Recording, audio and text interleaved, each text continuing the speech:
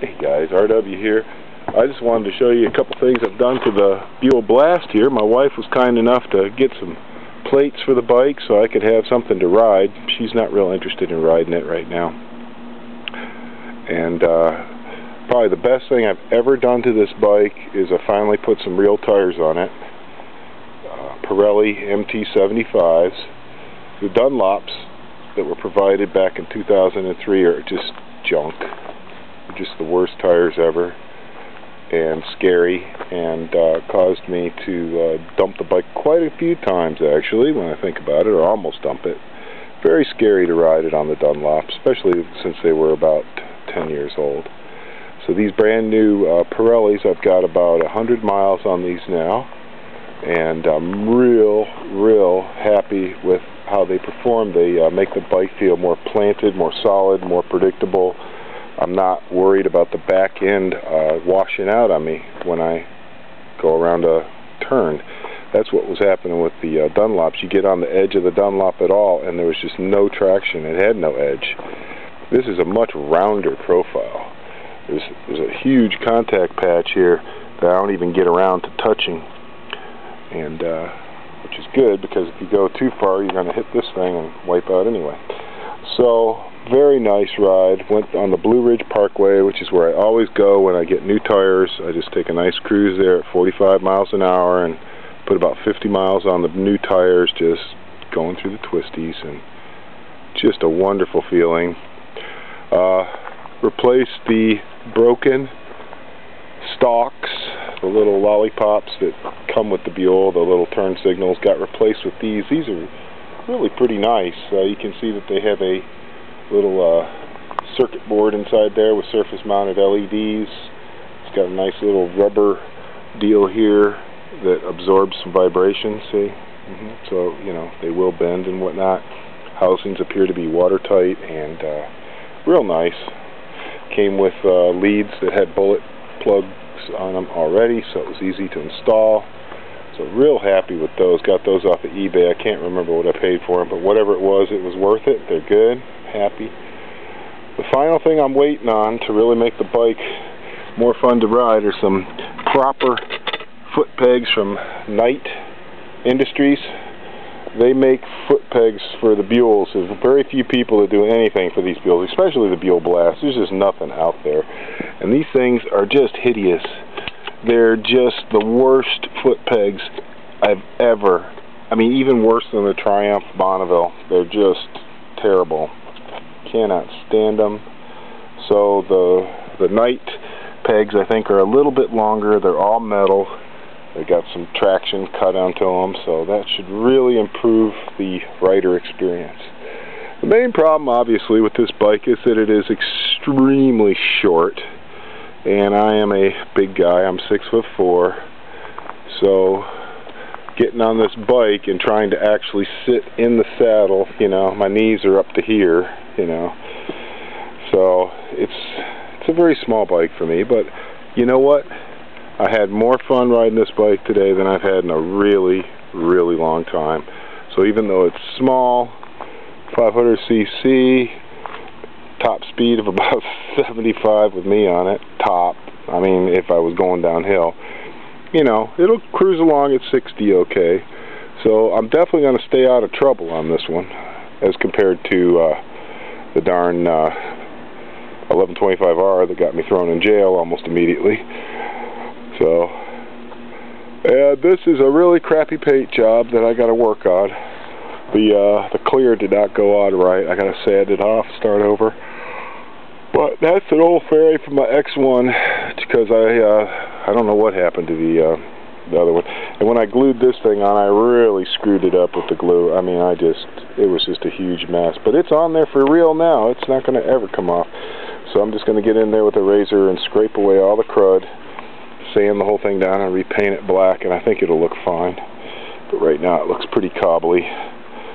But not too bad. The only place the bike leaks any kind of oil is from, I think, the internal case pressures is forcing sports tran fluid out of this little seal right there by the shifter. So I'm getting a little bit of sports tran fluid gushing out of there. but I don't think it's enough that the transmission's going to run dry. I'd like to fix that, but I really don't know how.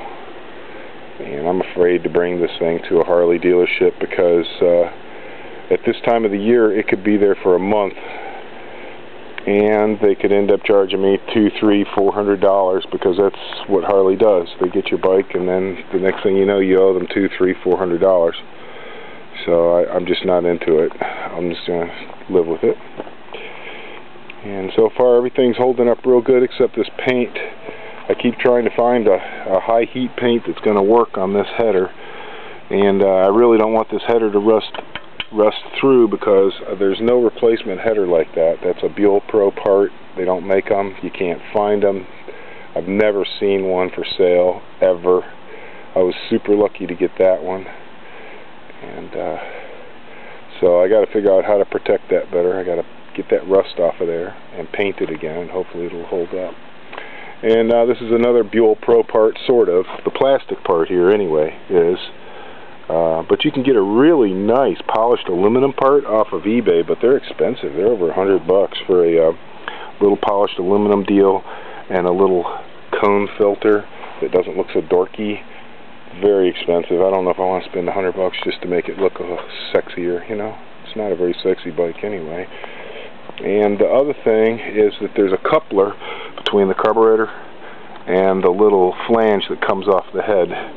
And I really want to have a spare one of those because that's like the one part you can guarantee that if that baby fails, then you get an air leak and then the bike doesn't run right, it runs lean, and you can do some damage. Plus it won't start and all these other things. So that's one spare part I want. And another spare part I want is a new belt, because as you can see, this belt is just ridiculously skinny. I mean, it's just so skinny, it's crazy. I don't know why they use such a skinny belt, but they do. That's just what you get.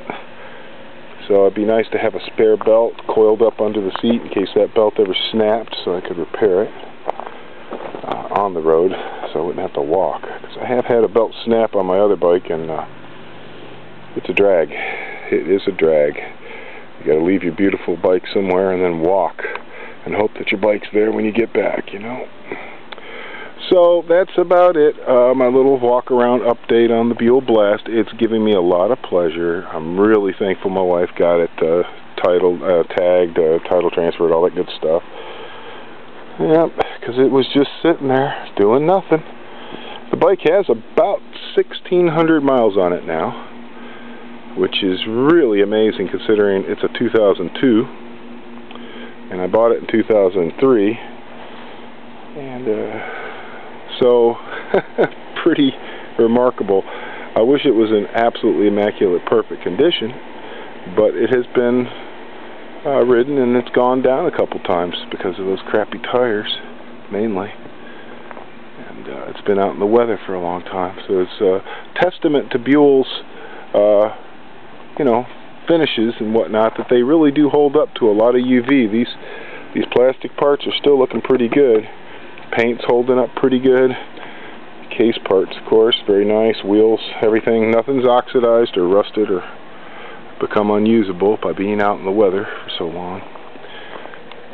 I try to keep it covered up now. I've got a cheap cover I got off of eBay for like $15 that works great, fits it, keeps the weather off of it. So this will be my little errand runner.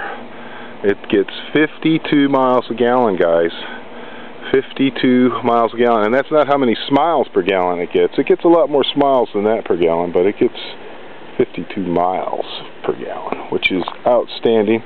It has a 2.8 gallon fuel tank that gives it approximate distance to dead empty of about 145 miles.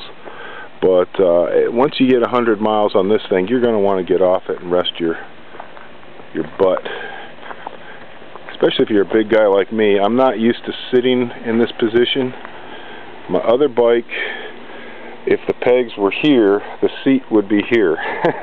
You know what I'm saying? My feet were almost directly underneath my butt on my other bike.